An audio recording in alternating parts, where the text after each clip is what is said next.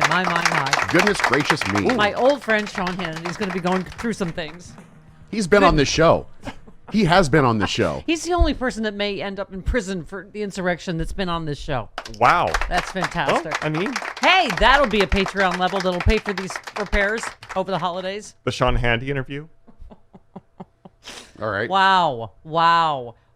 It's the very first today's episode of Big Bag of Rats, Fight. You're all equally awful. Oh, yeah. Trump turns on Hannity. Yes. Wow. Trump is going after his most staunch media ally. He rebuked Sean Hannity's plea to Mark Meadows that Trump should stop talking about the 2020 election. Uh-huh. He said, I disagree with Sean in that statement. The facts are proving me right.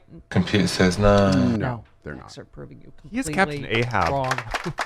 He's like, Isn't it weird that at least privately in his big, fat, private, hypocritical life, Sean Hannity was kind of the sane one in all this, going, tell him to shut the up and never talk about the election again. The sane one privately, Yeah. Publicly he was That's the crazy. Yes. And by the way, he has no first of all, as a journalist. Sean, stop it. Oh, stop it. He's the television equivalent of an opinion columnist. Yes. He's not a journalist. But as Zoe Lofgren just said, he's a fact witness. It has Right. nothing to do with his show or anything he said that involves First Amendment or journalism. It's that he's involved. He's a key advisor. He's in the middle of all this. What did someone tweet? My Black Knight said, if you're a Fox News host, how do you even report on your own text messages about a coup that you knew was going to happen in advance? Well, I guess based on last night's show, you don't. Hannity just didn't mention it, right? Like he said, he responded by saying at the beginning of the show, he told viewers to stay tuned for a message to the cowardly swamp creatures in Washington. So then at the end of the show, he just says, I have an important message to all you elected swamp creatures.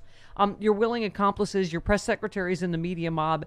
It's frankly repulsive that all of you sycophants. That's funny. He's calling right. sycophants the guy up really? Trump's ass for how many. All right, thanks for all that. So that was, but otherwise he didn't say anything about it. He didn't, this is just, okay. And Trump canceled his stupid press conference for tomorrow. Thank you. Good. Oh, that means it was he quit because nobody was giving him TV coverage. Right, which we said. Like, Yes. don't, and this would be like covering a Bin Laden a year after 9/11, having a Yay Me conference and explaining again why he did it. It's you mean Newsmax and OAN weren't going to go down there? Yeah. Oh my God. So now he's going to go to Arizona and say the same. Yeah. Right? He didn't cancel the press conference because it was the right thing to do. He canceled it because of ego. Yeah, and don't cover the rally in Arizona either. But you know what that means, Chris? It means that there is another statement from the office of the 35th.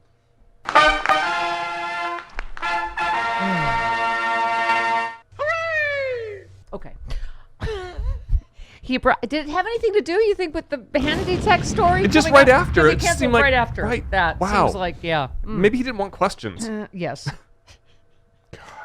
In light of the total bias and dishonesty of the January 6th Unselect Committee. I cannot hear that joke enough. So funny. Can you guys? Oh my gosh. It's still funny. Who are his writers? That is his free bird. The Unselect. You are just, oh my God.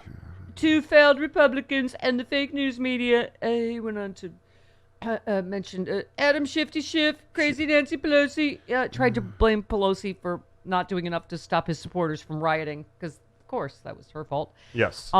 Also demanded the House Select Committee investigating the said riot look into his baseless claims of voter fraud. All right. Right. Okay. This was indeed a crime of the century. Okay. And then he said he'll relitigate all the same topics in Arizona at the rally, whatever. Whatever. Okay. That same. Wow. Okay. That happened. We keep saying yesterday, bombshell fatigue, right? 'Cause we're like, is this? I'm all out in the open. Yeah. All of this. Peter Navarro was on Ari Melber yesterday, just like admitting a coup. But he's been saying that for and weeks. I know it's so irritating to give these guys airtime to just lie. And to Ari's credit, he said, I can't fact check everything in real time, because everything he said was a lie. It's a lie. Yeah. But that's why I'm just so torn about. I guess they probably can use that tape in addition to everything else of him admitting it. Yeah. It's admitting to a coup, basically. But I just I thought, oh my God, he is such a crank. He's just such a crackpot. And he was advising on COVID too, remember? And he threw in Jewish conspiracy. He's like, oh, Jocelyn, Soros. whoever, and the people in Michigan were put in there by Soros to take over the... I already didn't say anything. I'm like, what? No, what? Oh, my God. I think he was just giving him a line, just let him Let him go. hang himself. Exactly. Oh, my God. Yes, George Soros installed the whatever person in Michigan. It was all part of a Democratic plot to... Whatever. Yeah. Ari knows his audience. He knows his audience is smart enough to know that all of that is bullcrap. Yeah. Okay, but it just was a lot of agita for me. A lot of rumbly-tumbly having to sit through. You're invested Why a is little too much into that. Every guy that won't wear jackets is crazy. What is up with him with his shirt sleeves and his hand motions and his, right? Like crazy Jim Jordan? Okay. Travis and I don't wear jackets. Yeah. Well, that's you were radio. You're required to dress like a nerd. Arms aren't flailing. Look at me. I'm dressed like a construction cone. Because it's outdoor bike day. And it's construction. Yeah, time and here. we have construction going on still outside the studio. You could be camouflaged out in front of your house. People wouldn't even know you're Right. there. They'll think, oh, look, that I'll construction cone. I'll stand there. Or you could go direct traffic out here at the stupid. I can get you through that light quicker. Exactly. That light everyone hates, the left turn. Oh, there's a left turn lane now. Oh, There's a light. there is a left turn arrow. Oh, how was I not told? Because I don't leave my house. That happened during pandemic. Yeah. Unfortunately, Jim wasn't able to take advantage of it because that was his big bugaboo. He wants to talk about that for at least the first hour of every show. Exactly. Which is why he was late every Yes. single day. Because he never planned for the left turn. Right. Even though it was there. Right. Every single day. Yeah. Okay. My favorite was when he drove by and just went home because he said I didn't see any lights on. And we're like, we were all here, Jim. What do you mean? Why wouldn't we be here? We're always... He's like, I didn't see any lights. I thought no one was there, so I just went home. I was like, well, it's a Wednesday. Why would we? Okay. We were hiding. We were going to surprise you. Yeah. Surprise. It was a surprise day. Surprise! We're here like every day. Okay, so I don't... Do we have any lock them up chance? More than 1,000 public figures helped Donald Trump spread his election lies and aided his efforts to overturn the election. Lock them up? Agreed? Yeah, fair. Yeah. The Insurrection Index has identified 1,011 individuals in positions of public trust, including current or former government employees, who played a role in Trump's bid to hold on to power despite his loss, as well as 393 organizations that were determined to have taken part in Trump's attempt to overthrow American democracy. Should be. Okay. Right, lock them all Should up. be. These are folks who silenced the voices of American voters who took a validly held election and created fraudulent information to try to silence voters. By the way, do you remember people that, what do you call it, tried to say that Lincoln wasn't fairly elected? They threw those people straight out of Congress. So this is not without precedent. Fair. Okay. It includes 147 members of Congress who objected to the certification of Biden's win, as well as state legislatures, school board members, other elected officials across the U.S. who questioned the election results or took steps to impede certification. Mark Elias said, "We are one, maybe two elections from a constitutional crisis over election subversion. If we don't recognize who was behind the attempt to disrupt the peaceful transfer of power, then next time we will be less prepared and it may succeed." So Merrick Garland speaks today. I don't know what he's going to say, but I am leading the Veruca Saltz caucus. Daddy, I want it now! I understand the people counseling patients. Patience not my strong suit. No, we know that. Tomorrow would be the 1-year anniversary of January 6th.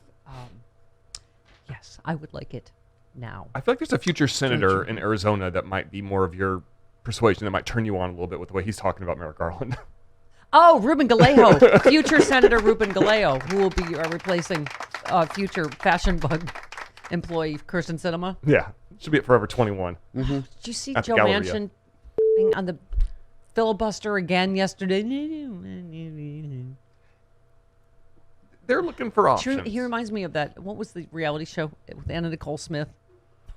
Oh, the Anna Nicole show? Oh. Yes, but then that bit always sticks in my head that Kathy Griffin talks about sitting next to her at a dinner and they served polenta and she kept saying, "I don't like it."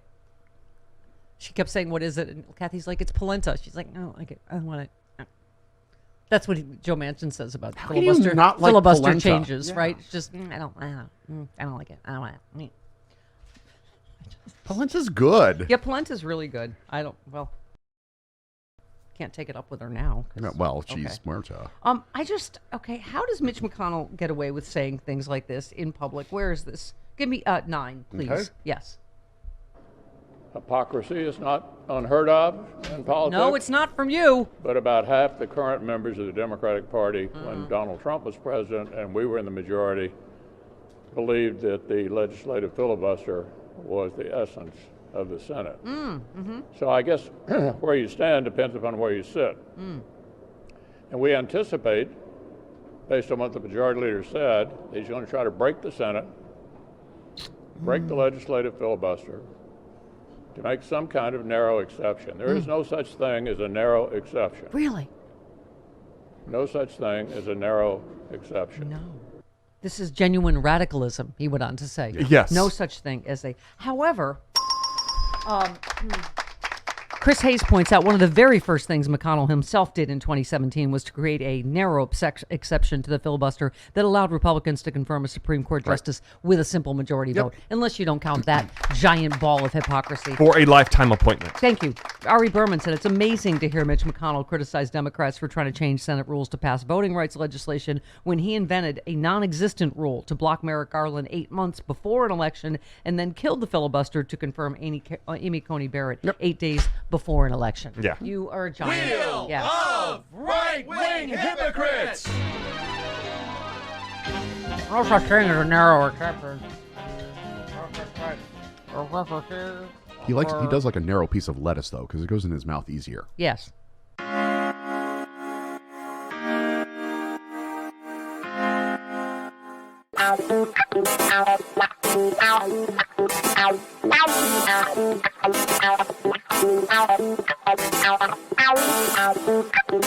Ow.